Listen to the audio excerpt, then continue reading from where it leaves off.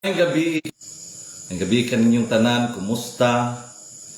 Napunta niya ito ang program matagabi panglantaw sa kagabihiyon. Pero sa dili pa nato sugdan ang ato ang panaghisgot mga igsoon, ato sang shout out kining mga likers ug nag-heart sa ato ang episode kagabi. Si atong gi-shout out si Axel Rose Gilay, to aning panggiitan nga choreographer din sa Zamboanga del Sur. Mayang gabi kanimo Axel Rose. Ato ang pastor diha sa Sayop Christian Fellowship, Pastor Yong Monleon Makigangay Jr. Uban sa iyang kapika sa kinabuhi, Pastora Sheila Maris Haranilla Makigangay. To ang mga parinti, si Ananis Batistes diha sa Leyte. Ato ang parinti usab si Arturo Tubigon Jr. Ato ang kauban nga teacher. Ato ang teacher sa aning social studies, Johnny D. Samunti. Daghang salamat sa inyong pagsuporta o pag-like kanunay ani ato ang program panglantaw sa kagabion. Tonight, I speak to you not to inflame passions, but to calm them, not to divide, but to clarify, not to weaponize faith, but to defend conscience, law, and moral restraint in a nation that is becoming too quick to judge and too slow to listen. In recent days, a priest has been dragged into a public square, not by a court of law, but by a competent tribunal, but by the court of public opinion. And let me say this clearly at the beginning. To defend a priest's right to due process is not to defend wrongdoing. It is to defend the rule of law, which protects everyone, pare, politiko, or ordinaryong mamamayan. Abin ninyo mga igsoon, dili ko katoliko. Pero kini nga episode karon, murag akong hatagan og lantugi mahitungod ni ining pare nga naningkamot aron makabot ang katarungan, aron makabot ang kamatuoran alang sa kalambuan sa atong nasod. Ang hustisya dili pinili, kung para sa usa, para sa tanan. The 1987 Philippine Constitution, particularly the Bill of Rights, guarantees due process. No one should be condemned by viral posts, angry comments, or political pressure. The proper forum is the law, not social media. The church itself understands the discipline. Canon law exists precisely so that concern about clergy are addressed through established procedure, not mob judgment. When questions arise, the church investigates. When civil laws may be implicated, the state investigates. The balance is essential in a constitutional democracy. And this is where we must speak honestly about the current climate, because much of the hostility we see today did not come from nowhere. In recent months, Vice President Sara Duterte has used language that many supporters interpret as a silence to attack, ridicule, or dismiss critics outright. While criticism of institution is allowed in a democracy, The tone of leadership matters.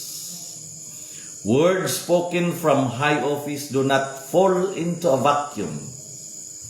They echo, they multiply, and they shape behavior. Dili tanang supporters, but daghan ang nadala sa kultura sa kasaba ug kalagot. When questions are raised, people are branded as enemies. When accountability is requested, it is called paninira. When a priest speaks on moral or social issues, he is accused of overstepping before any lawful process even begins. That is not strength. That is intimidation disguised as confidence. The Bible gives us guidance here. Proverbs chapter 29 verse 11 says, "Fools give full vent to their rage, but the wise bring calm in the end." Wisdom comes, rage escalates. Defending the priest's right to due process does not make anyone anti-government.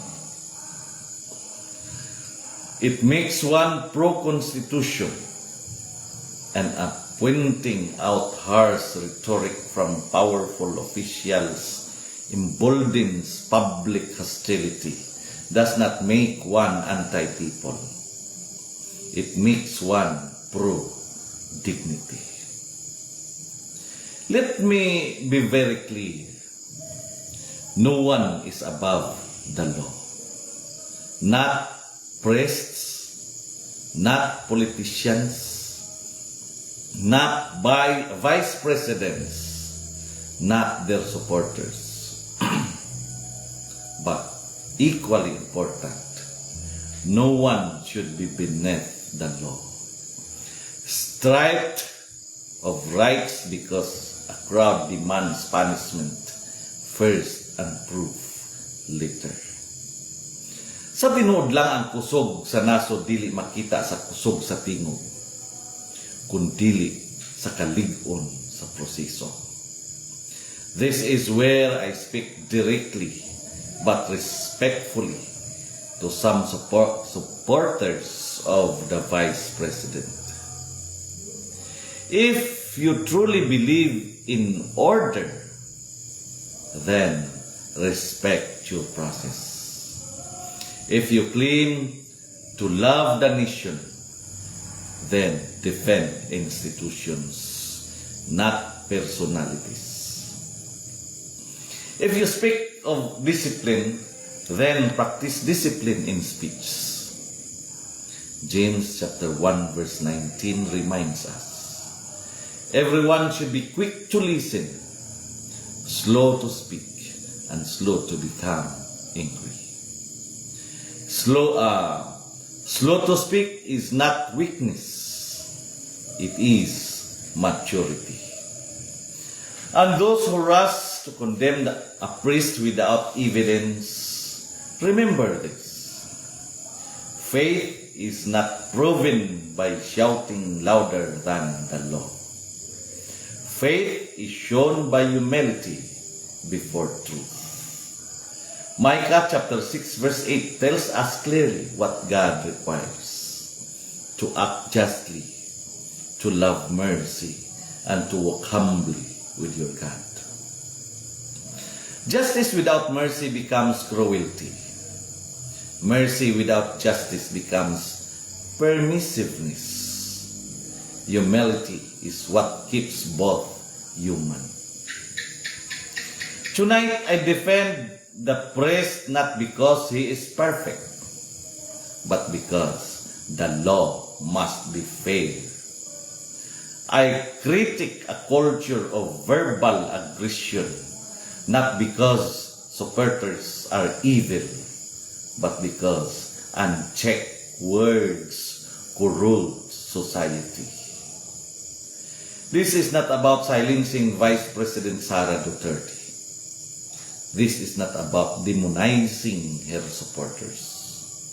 This is about reminding everyone in power that leadership carries moral weight. Kaya sa katapusan, ang kamatuoran, dili kinahanglan og map, kinahanglan og katarungan. If we want a Philippines worthy of our faith, we must protect due process from noise, conscience from intimidation, and truth from fear. This is panglantaw sa kagabhion,